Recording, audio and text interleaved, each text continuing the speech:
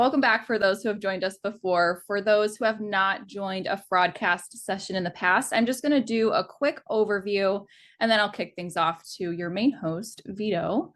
Our Fraudcast sessions are an open space for folks in the e-commerce, fraud, and risk space to come together and really share what they're seeing in their work, in their day-to-day, what they're tackling in their day-to-day, and talking about the latest trends in the e-commerce fraud space. It's a great place to hear from and connect with other leaders and to crowdsource some ideas and some advice from folks who are probably going through the same things as you or have gone through the same things as you.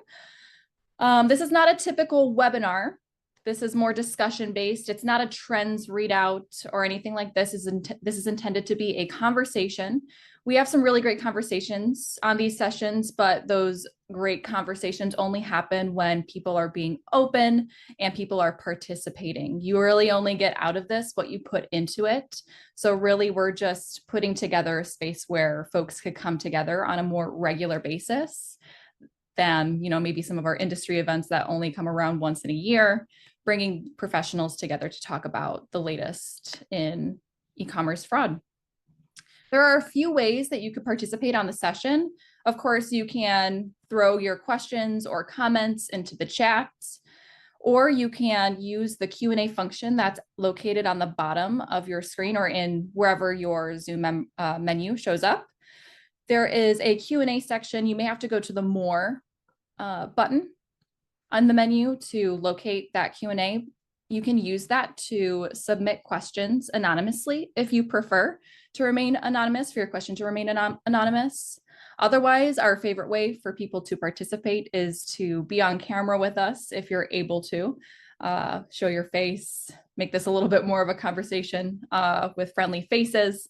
We do have people come now week over week, which is really great. So it's really nice to see some familiar faces week over week. So if you are able to come on camera, please do. If not, that's totally fine. You can hang back and listen. But yeah, other than that, this is a really great place to come week over week to talk with a great group of people, of knowledgeable people. And there's lots of great people to learn from and connect with. So, please take advantage of the time that we have together.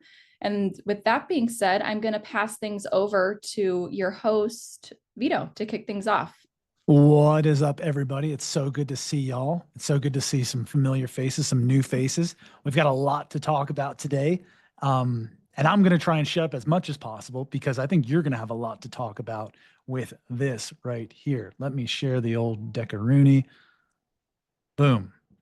Quick rundown for you. Today we're talking triangulation fraud. If you've never experienced triangulation fraud, I'm not going to throw a poll up for you, but you might want to call that out in the chat right now. I'd be surprised if you haven't.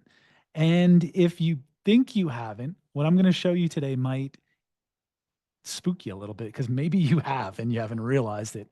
It's tricky. It's slippery. It's almost hard to see if you don't have, I'm not bragging, but I got a pretty darn good seat to sit on over here at Signified because I can view a lot of different moving parts across a pretty vast network of merchants, marketplaces, and things like that. So I'm going to show you some things. Feel free at any minute to come off mute, tell me to shut up, because if there's something that kind of raises the hairs on the back of your neck, let's talk about it. So this is triangulation fraud, and I'm going to explain it in simple terms because I like simple terms, but also I really like King of the Hill. So here's Dale Gribble, okay? Dale's jealous of Hank's griddle, and he wants one for himself. But Dale's a savvy shopper, and he doesn't want to pay full markup on something. He goes on the website for the griddle, and he sees it's $149. Doesn't want to dig too deep into the pockets, right? He goes on a marketplace and he sees that same griddle is selling at $129, $139 under MSRP. So rather than transacting on the merchant website, this good buyer, this non-fraudster, this upstanding citizen, Dale Gribble, is going to take his money and go and buy that griddle on the marketplace. Simultaneous to Dale, concurrent with him living on this planet Earth, is the one and only Bo Diddley. Now, Bo doesn't even have a computer. He could care less about the internet at all. But he's actually concerned with recording his new album. Bo Diddley's a gunslinger. All right. He does have a credit card, though. And little does he know that his credit card is hanging out somewhere, clear web, dark web, wherever, but it's fallen into the wrong hands. Those hands are the hands of Dorf. Okay. Dorf is sitting around with a whole lot of stolen credit cards, and he's got a bunch of spammy fake marketplace accounts. Either he spun them up himself, or he's gained access to these marketplace accounts in the same way that a buyer account on your website is compromised, right? He's got his hands on some credentials. He's got his hands on passwords. He got in, he found a marketplace seller account. He might be using that, or he might have spun his own up. Okay. Here's how triangulation fraud works. They're all going to come together, and I'm going to show you an example of what that looks like. Again, I'm very lucky to sit where I sit because I can see into the marketplaces and I can see into the merchant sites. So this has been highly anonymized. I hate to break it to you, but Dale Gribble is a fictional character. So here's the first order. We can see that Dale is both the card holder and the delivery recipient. This is happening on the marketplace. This is where he says, Hank's got this great griddle. I don't want to pay full price for it. The seller is Dorf. Okay. And we can see here the billing address, the delivery address, and the IP are all coming out of this area. Now, we know that Dale really lives in Texas, but just bear with me here. This is all coming out of California for this example. And he's buying that $139 griddle off the marketplace, as we can see here. After he makes that order, Dorf takes his money.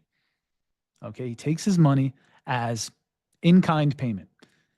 Dorf will do something called brushing, where he might place a return on a very cheap item somewhere else to get a tracking number. And after he does the return, he'll use that tracking number as the tracking for the order here. Because guess what? Dorf doesn't actually have griddles. He's just got stolen credit cards, but he's got his marketplace and a picture on the marketplace of that griddle. So he's going to take the in-kind payment. He's going to brush or do something else to show that he's got transaction tracking information to say that the order was completed. And then he can put that money in his pocket. After he puts that money in his pocket, he's going to go on to the merchant's website, that $149 MSRP listing on the merchant's website, and he's going to place an order. But look what's different here. The card holder is now Bo Diddley. He's using Bo Diddley's stolen credit card, and he's shipping to Dale Gribble, almost in a drop shipping kind of manner, right? Because he doesn't have the griddle. He's not actually shipping that griddle out. He's using Bo Diddley's billing address because he has Bo Diddley's stolen credit card. He's using Dale Gribble's delivery address because he just got that through the marketplace transaction. And he just happens to be Dorf in East Bridgewater, Massachusetts. So the IP address is all the way on the East Coast. The billing address is all the way on the West Coast. The shipping's in the middle of the country. It's all over the place. And the merchant's going to see a chargeback for this. Okay, because Bo Diddley is going to say, wait a minute, I didn't make an order for a griddle. I didn't do that. So the merchant's going to see a chargeback on this one, but the marketplace will never see a chargeback because in many ways that was a legitimate transaction. Dale Gribble actually did that transaction, right? So to map it out for you, Dale's the legitimate customer. He's going on to the marketplace. The marketplace listing is run by a fraudulent seller who's advertising a certain good. The marketplace seller is using Bo Diddley's stolen credit card to then make the order on the merchant's legitimate site.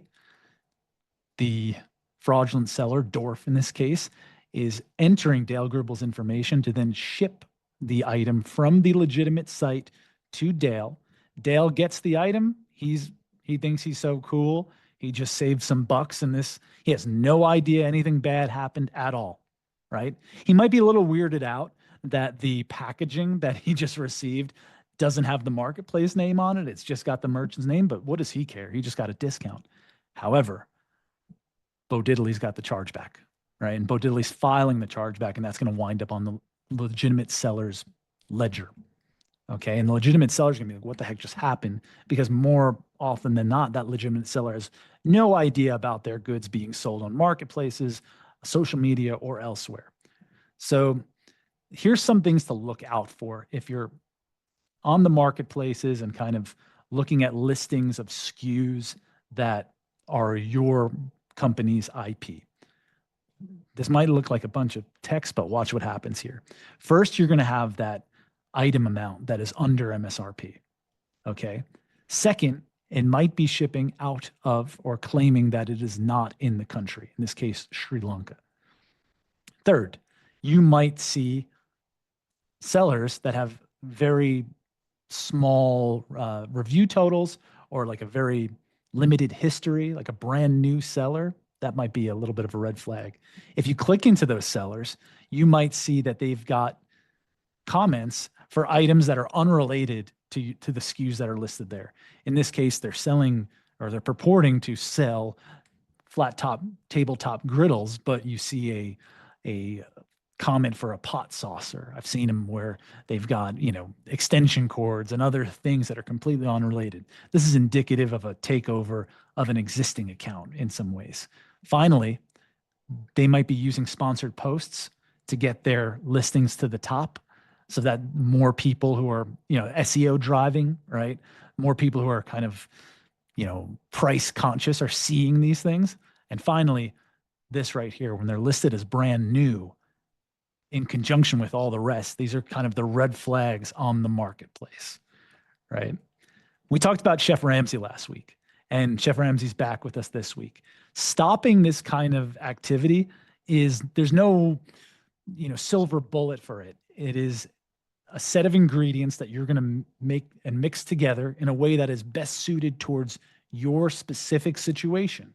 And Chef Ramsay's not going to yell at you for the way that you weigh these ingredients out. However, using all of these ingredients is probably in your best interest. So here are some of the things that make Chef Ramsay mad when it comes to triangulation fraud.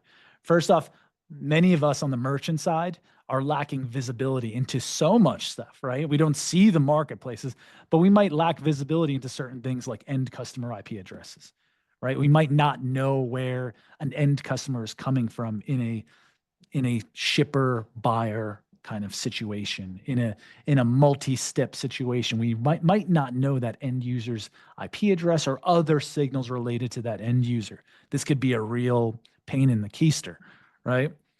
We might not, and probably none of us are doing PII validation, a KYC type check, a step up, or anything like that. That's just too frictive. We're not going to do that. We can't sell that to our internal stakeholders and shareholders. We can't sell that to our end users. It's just really not happening. And similarly, we're probably dealing with guest checkout, which is allowing people to kind of put any old email address in. If it's not being validated and I could put any old email address in, what does it all really matter? But these are the same problems that we've dealt with in this business forever, right? This should come as nothing new. So let me hip you to some of the ingredients that we use here to stop triangulation fraud that go beyond just simple visibility into the marketplace, which is a little bit of a cheat code that we have. But if you don't have visibility into the marketplace, these signals, these kind of features, parameters for analysis might help you. And again, this is going to be a bunch of different ingredients. Not a single one of them is a silver bullet, but used in conjunction, you're going to surface a lot of funky business, okay? Determining the similarity between the email handle, everything before the @ symbol, and the delivery recipient name. Of course, many of us have email addresses that bear no similarity to our name whatsoever, and that's best practice. You probably should have a funky looking email address, right? I don't know how many of you are on the East Coast, but I was a big fan of 92.3 K-Rock growing up. And my first email address was krock and my birthday at AOL.com. So that had zero similarity with my name. I was legitimate though, so you're not going to service everything just through this, but we use it in conjunction with things like this. The email username, similarly, how close it is to the cardholder name. if we could use both the delivery recipient name and the cardholder name and see how similar they are to that handle, we might be getting into better territory. The cardholder and the delivery recipient, how similar is that? When we have a mismatched cardholder and delivery recipient, if we go back to our triangulation fraud example, you had Dale Gribble and Bo Diddley. Those are two unique names. Now we're getting closer to how it actually works, the triangulation scheme. What is the distance between the billing and the delivery address? If we remember that merchant example of triangulation fraud, the billing address was all the way on the West Coast. The delivery address was smack dab in the middle of the country. This is a very far billing and delivery address. Again, in conjunction with everything, we might be getting closer to spotting the bad very easily. In addition, the distance between the IP address, the geographic spot in which that IP address is geolocated, and its distance to both the billing and or the delivery address. As you saw in the example, the IP address was all the way in Massachusetts. The billing address was all the way in California. The delivery was all the way in Ohio. Now we're seeing this kind of spread network that can only happen in triangulation fraud schemes, right? You're going to be all over the place using a billing address that is wholly unrelated from its final destination. So when we're putting these in conjunction, we're making that beautiful cake. Last but not least, this is where you have to get very creative, but this is, I think, my favorite ingredient of the bunch, the distinct signals that are associated with that delivery address over time, whether it's a month, 7 days, whatever, because that delivery address has to be legitimate in many ways, right? We have to get the good to this place in a triangulation situation, right? You might want to add something here if you have visibility into change in shipment or like shipping changes, any sort of like carrier initiated changes that might come into play here. But if we're really thinking that things need to get to that delivery address and they're not being changed post order, then we can look at the delivery address and say, have there been 6 emails associated with this address in the last 7 days? That might be weird. Have there been a multitude of phones or cards or anything else like that associated with this delivery address in a relatively short amount of time? That might draw a red flag for us. When used in conjunction with everything else, it might even be the killer shot for you to really surface triangulation fraud. So what's the takeaway here? I think your social media team just got a new best friend, and that's you. Okay. It might be your marketing team. It might be anybody who's related to social media, but kind of, skimming through places like Facebook Marketplace, eBay, Amazon, all those kind of marketplaces, and anywhere else that might be listing your goods, especially under MSRP. That's a really good exercise, because finding those, I've seen merchants who've had great success working with the marketplaces to say, hey, I am the only person who can be selling brand new under MSRP versions of my IP. No one else can sell it. And I've seen merchants have great success in going to the marketplace with that request from their legal team and then having those illicit listings cleared away. Stuff like that is going to be your breakwater against this kind of activity, because it originates on the marketplaces, whether social media marketplaces or the very known marketplaces. It originates there and it trickles downstream into your environment. And you probably don't have visibility into those marketplaces, into those social media sites in your own, system and in your own anti-fraud system or anywhere else. So starting there is a really good place to give you a lay of the land and to get things shut down before they materialize into actual losses for you. So, as I say, happy hunting. Don't forget to bring the donuts. It's going to be a really good conversation for you to have. What do you think about this? What have you dealt with? Are you furiously Googling your stuff right now and seeing that it's listed all over the place? And you're like, what the heck? How did this happen? Does this ring true to anybody? Have you dealt with triangulation fraud? What do you think? I am going to shut up for a few minutes here. I'd love to hear your thoughts. I can give a few more details on the ones that we see with Olo, which is online ordering for restaurants. So it's food ordering, and it has to happen immediately. We often don't have a shipping address because a lot of the times they're picking up from the restaurant.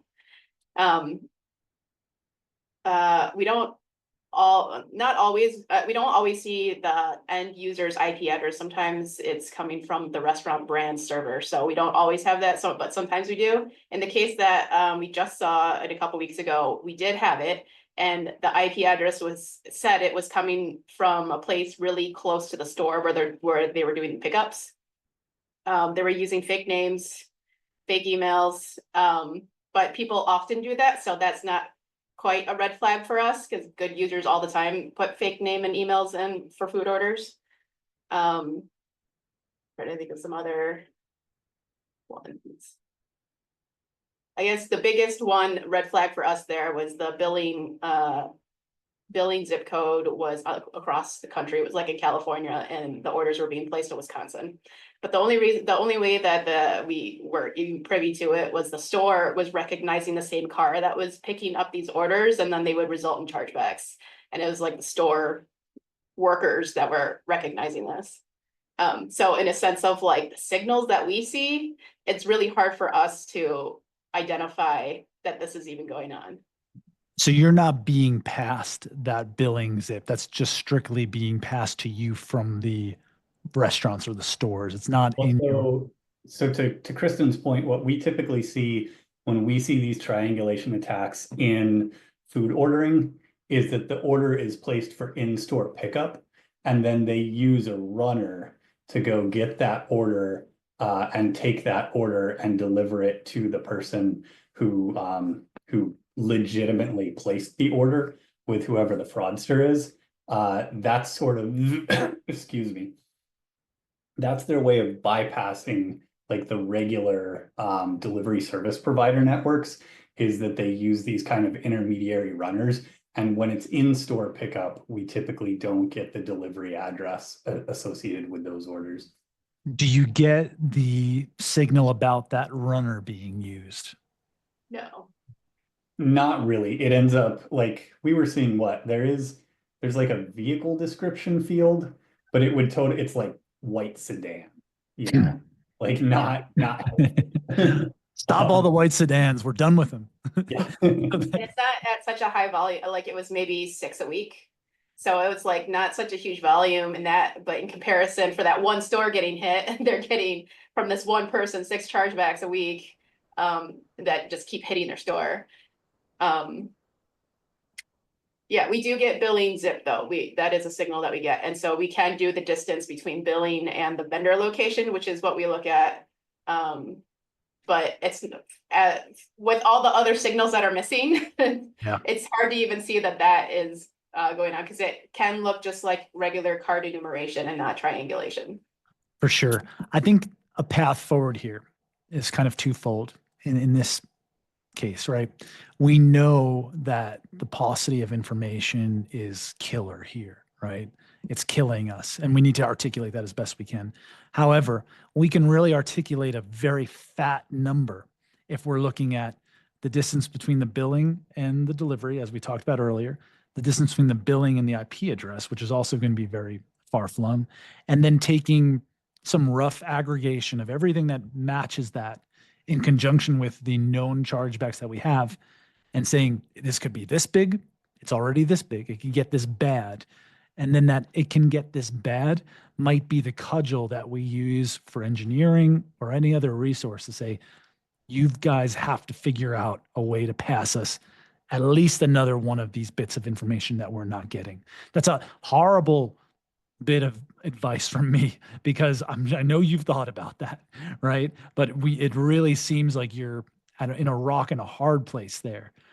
I'm hoping that, what about the distinct signals around delivery, distinct signals around that kind of stuff? Have you explored that? Because I can imagine if I'm talking about delivery address A, or you don't see delivery address A. Yeah, there isn't a delivery address. They're coming to pick it up from the store. So that's what if I see store A, okay, and then I can see the expected drift of that store, right? Here are all the zips, the billing zips that are associated with that store. 80% of them I can imagine are going to be pretty crystallized into same state or within 250 miles, something like that.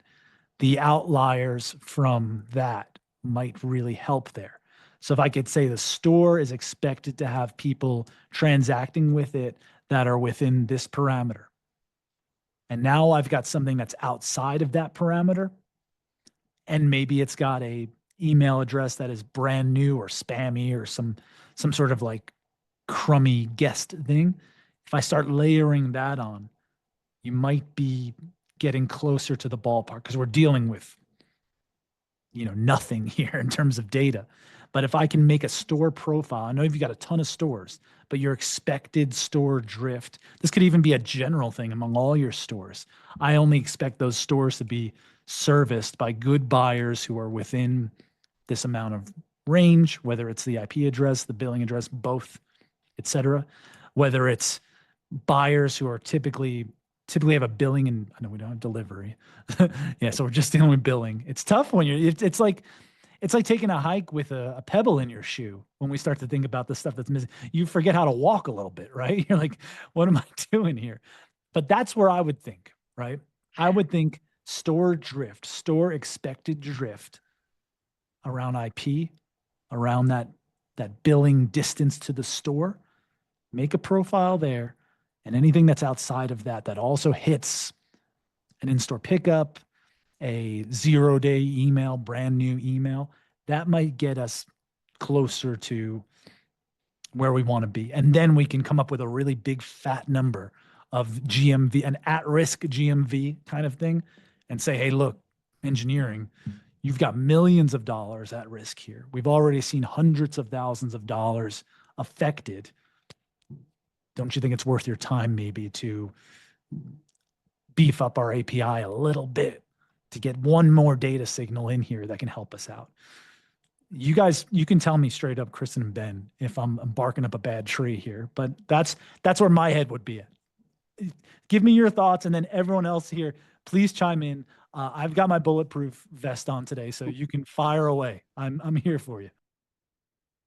Yeah, I think maybe some signal that is at like visibility into the actual end IP address would probably help to make sure that it's coming from where it actually says it's coming from. But if this is a person who's actually close to the store and they're doing pickup orders, they're probably actually close to the store.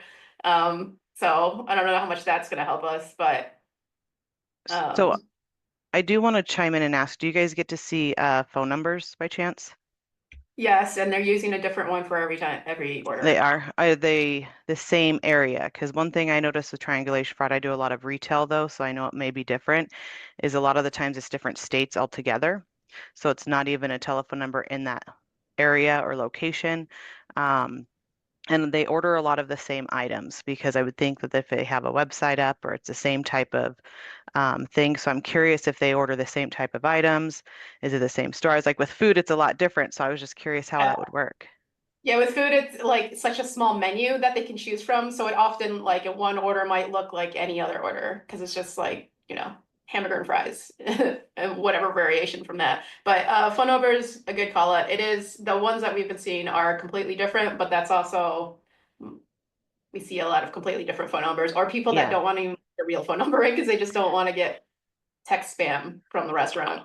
Yeah, which makes sense, but at the same time, like if they don't have a specific item for an order or anything like that, I would think that food-wise, people definitely want to know if they aren't going to get something. And so, yeah, we actually just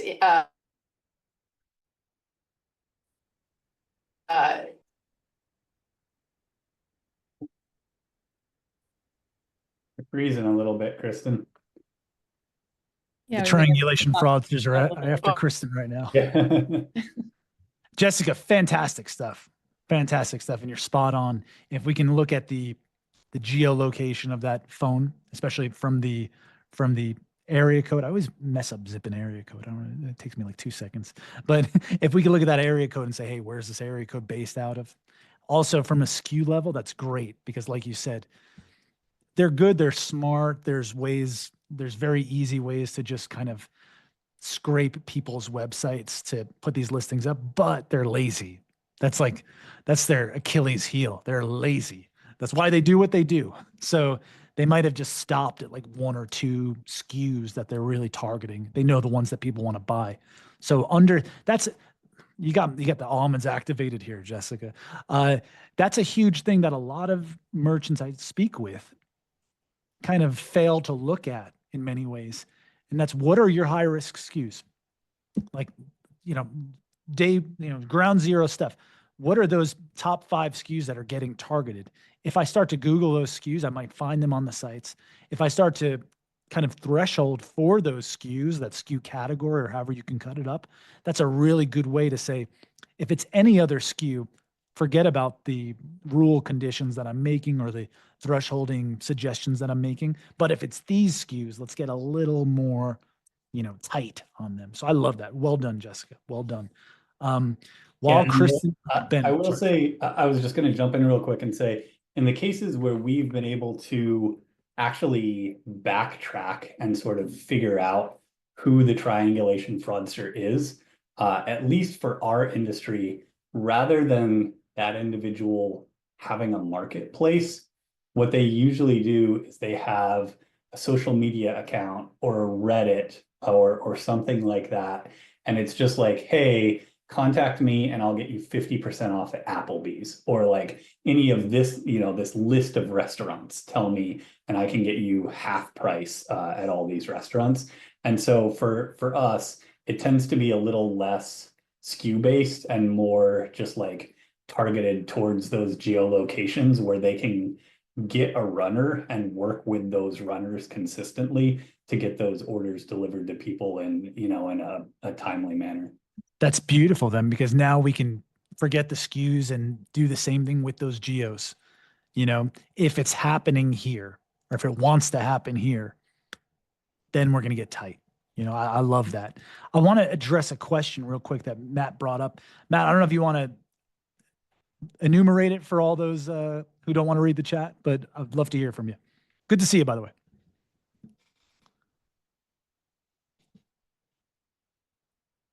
You might be muted elsewhere.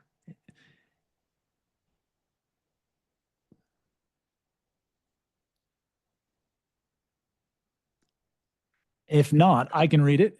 Matthew says, 2 questions. Is there a general rule for geographical distance that makes it suspicious? And is the billing or shipping more relevant when comparing to the IP address? Great question. Okay. As we saw with triangulation fraud, what's very specific to triangulation fraud, Ben and Kristen have a very tough situation here. So it's outside of their realm, but the more vanilla, boring triangulation fraud is that we have 3 disparate signals from all 3 of those things: an IP address over here, a billing address over here, and a delivery address over here. So understanding the conjunctive kind of play there, the fact that I have a big IP billing discrepancy and I have a big billing delivery discrepancy is going to be the killer.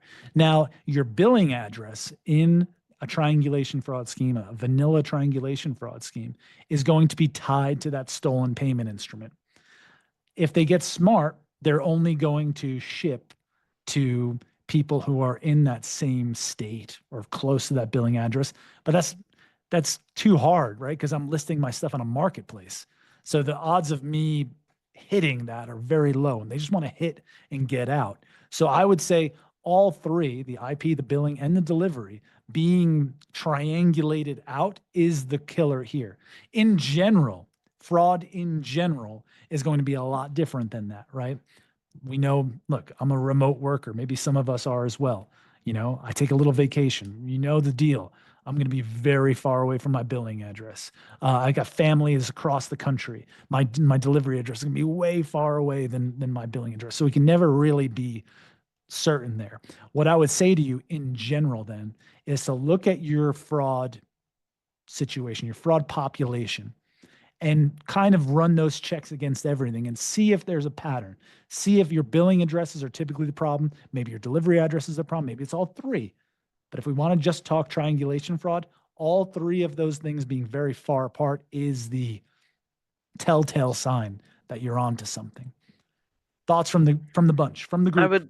I would like to also add that a lot of the times, like I see a lot of repeat triangulation fraud because I'll stop it the first time and then they'll come back and try again, but they'll be using the same shipping address and everything. So a lot of the times the first time, depending on how smart they are, they try to keep that device location or the IP address the same as that billing address, and that shipping address is the one that's all over the place, and so is the phone. So for me, one thing I look at is like the email age, how long ago was it created? The billing address is key, but at the same time, like we ship all over the United States. So like I'm looking at, actually, as we were on this call, I got a triangulation fraud. So, and kind of comparing it, and the very first one that they attempted was out of New York, New York, and the billing is out of Brooklyn, New York, whereas the shipping's out of Massachusetts. Phone is out of Kansas. And so they're ordering that same type of item because it's probably on their marketplace. And then the other repeats that come in is somebody else's name out of California, somebody else's name out of, I don't exactly remember what state, but a completely different state. And so my biggest thing is, if you do have that IP address, the first time catching it, it may be very close to that billing address, but very different from that shipping address. But if you decline that first one and you see it keep popping up, a lot of the times they'll just keep that first IP address and it'll be all over the place. You're on fire, Jessica. Cool yourself. You're on fire. I love it. You can also take to that point, you can take the signal that's been declined, right? Whether it's the IP or whatever, and have a feature around it that says, and we do this a lot, is number of declines by this signal, number of times this signal was declined in the last few days. You can also do it for approvals, right? Because if we've approved that signal already today, and now it's coming back again and again, maybe it's time to start declining that, right? Maybe something is up there. So taking the signal and seeing the activity, we call it high purchase velocity, HPV, which is a weird kind of thing to call it, but high purchase velocity on that signal is going to be a killer. I love what Paula called out too. Paula, great call out. A trend, I'm willing to bet there's also a trend on the bins used for the fraud. Again, we're dealing with lazy people, right? Lazy criminals.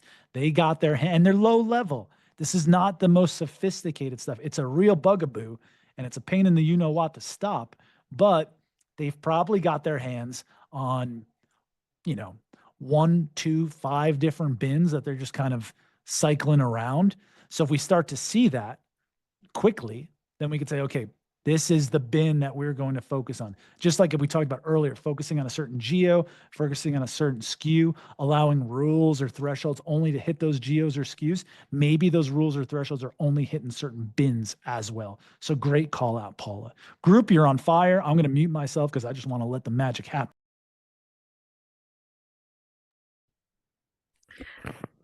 Well, thank you for calling out my comment. I do appreciate that because I actually work for a gift card retailer and we dealt with this on our reloadable product. And yes, bins were huge, was a huge indicator, especially when someone is buying a gift card and that bank doesn't even service that particular geolocation. So if there's no branches within 500 miles, but yet they're buying a gift card, to their, something's usually not right, as well as when you can see that they're using a Visa Infinite, which is the top tier Visa card, and they're buying kind of a subprime product or a product used for people with a bad credit. I know it's not I know the person that's buying it is not my true customer. So, and sometimes you have to think about that as well. Amazing call. And I really, Paula, it's nice to speak with you and meet you.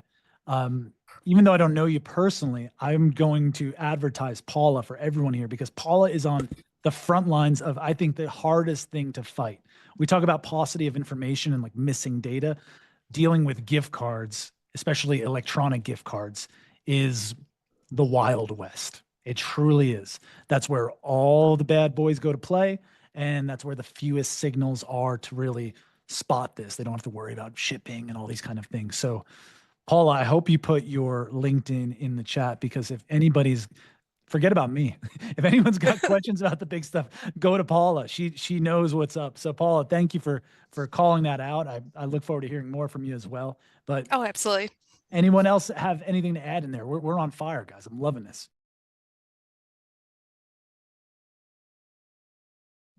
Robert, I'm just going to pick on you. It's my first time seeing you. You got a smile on your face. How are you thinking about this? Also, where are you calling from? Have you dealt with triangulation fraud before? Yeah, so it's interesting because I do see, so introduce myself. My name is Robert Boudris. I work for Dolls Kill, which is an online retailer, clothing retailer.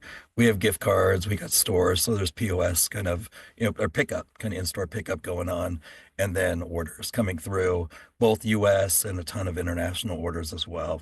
So I have seen kind of dummy sites set up, but I guess I've never been able to kind of actually make the connection. If somebody ordered from that site, they order from us, it came back as a fraudulent order, that, tracking it all the way back. It's just kind of like, hey, okay, it's a fraud order. It kind of happens. That type of thing is part of the overall mix. But kind of triangulating it back to that. But the one thing that really has always kind of been puzzling, and it's probably maybe it's another call or that type of thing, but I'd love to get people's opinion at some point in time, is resellers. Does this go on?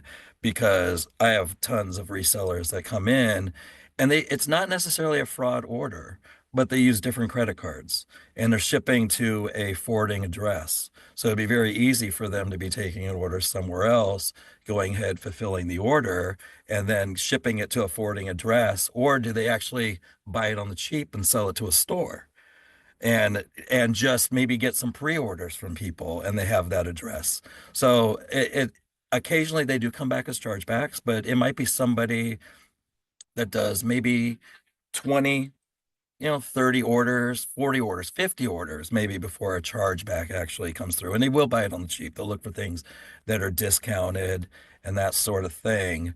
But it's always one of those things. I know you can always shut that stuff down, but I mean, these are sales, they're sales that are going, and it's not necessarily directly competing because we're selling it for the price that we're selling it right there on the site for. So I always suspected if some of this triangulation was going on with that. You hit on one of my favorite topics, and guess what, Robert? Next week in the Fraudcast, because of you, we're going to talk reshippers all the way. I'm going to give you my playbook on it. Okay. But you mentioned something that got my almonds act. I know we're at time. Well, let's hang on a little bit longer. Your customer support team and the calls that they receive. That's another really great way to say, like, well, wait a minute, like, where'd you get this from? Where'd you place this? But you might not be getting those calls in the Dale Gribble situation because he's happy, right? He got his stuff. So it's very hard to see there. So next week, reshippers for sure. Lisa, I also see you off chat. Just wanted to say what's up. Maybe you want to introduce yourself, say where you're coming from, and give us a morsel of wisdom if you've got one, or a kind word or two, or maybe a bad word. I don't know. I've got the bulletproof vest on today, so please. I'm all for kind words. I love to hear brag. So if you have a brag, DM me. I will cheer you on. Okay. I'm on LinkedIn, House of Fraud, wherever. Just tell it to me. Tell me what you did, and I will root you on. I've been in telecom fraud for 18 years. I'm actually on a mini retirement right now because I took a severance and bought some rental property. So enjoying family life. And then I'm moving to closer to my parents this summer, taking my family with me, and looking for an upcoming remote job in the next few months. So yeah, looking for the right job, not the job, the job, not a job. Well, you've come to the right place. Not that I'm not here to give you a job right now, but you come to the right place. You got people here. It's great to meet you. Great to hear from you. I hope to see all of you again soon, especially you, Lisa, and everyone else. Next week, we'll talk reshippers. Other than that, this has been wild, on fire stuff. You've got me motivated. So I hope to see you all back here same time next week. And if you've got any questions in the interim, feel free to hit me up on LinkedIn. We'll talk. I love to do it. So hope you have a beautiful rest of your day. Lisa, good luck with everything. Everyone, have a great one. We'll see you soon. Thanks, Vito. Thanks, Thanks guys. all. See you next week.